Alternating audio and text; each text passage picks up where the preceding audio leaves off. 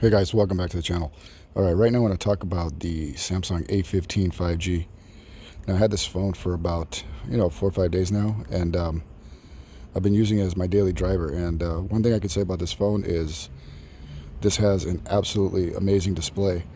Now I'm here outside, and so as you can see, even out here in the sun, you can still see it. So the display is visible. So it's really nice. It's crisp, it's clear. It's a beautiful display. I mean, for a budget phone within this price point, the display here is absolutely gorgeous. Now, this phone does come with 128 gigabytes of internal storage. It has 4 gigabytes of RAM. Now, if you get the international version of this phone, you're going to get 8 gigabytes of RAM. So, for some reason, here in the US, they only decided to put 4 gigabytes of RAM, and that's kind of a bummer because I think this phone could use a boost in RAM. There is some slight lag, but you would expect that on a budget device. Now it does have expandable storage up to 1 terabyte, and it has a 5,000 mAh battery along with a Helio G99 MediaTek processor. Now, all in all, I'm going to say that for a phone for $200, you're getting what you pay for and more. So just the AMOLED display in itself is worth the $200. I would definitely say for $200, you're not going to go wrong with this one. Now you can also get this on Metro by T-Mobile for free with a trade-in, or just basically just open up a new line. You can also get it on Cricket for, I believe, $179.99. I wouldn't recommend that because that's literally almost full price. And I think Boost Mobile is selling it for, I think, $29.99 or $39.99. So I think the best way to get a brand new one, if you don't want to pay a lot, is to go through Metro by T-Mobile.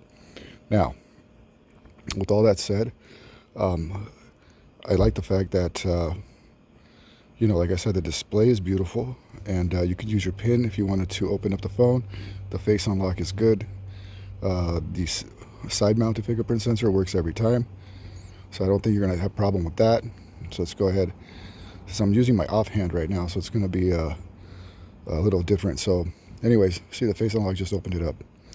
So anyways, let's go ahead and take a photo and see how the pictures come out on this phone.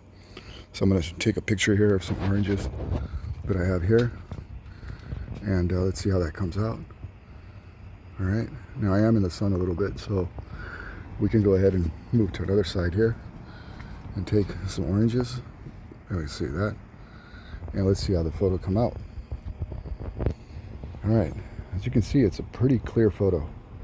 It's a 50 megapixel camera, but to use the 50 megapixel mode, you would actually have to switch it on to 50 megapixels. So you would have to go to settings, and right here it's on 12.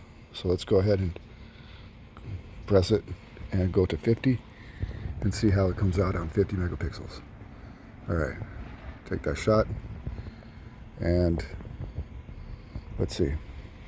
Now you're definitely getting more detail. I mean, all in all, it's a decent camera. It's not the best camera, but at the same time, you get what you pay for. And so, I'm definitely, it's definitely satisfactory. So, I mean, basically, this is a perfect phone for almost, everybody on a good budget and a small budget, tight budget. Let's go ahead and open up Instagram and see how that scrolls. All right, so we're gonna go scroll through Instagram up and down. And the 90 hertz refresh rate is just awesome. I mean, you see how smooth that is? I mean, you can't really tell the difference between a 90 or 120. All right, so let's go ahead and get out of there. All right, and you can see it's fast. You see that? It just scrolls left and right fast. It's pretty smooth. Now I wish it had 8 gigabytes of RAM, but unfortunately it doesn't. The battery is going to last you all day though. The Helio G99 is really battery efficient. It's a battery efficient processor. You're not going to have any issues. As far as the battery, this is probably one of the selling points on this device is the battery. So I just charged mine to 99%. I have no problem going through the entire day. So all in all, I think you guys will be happy with this.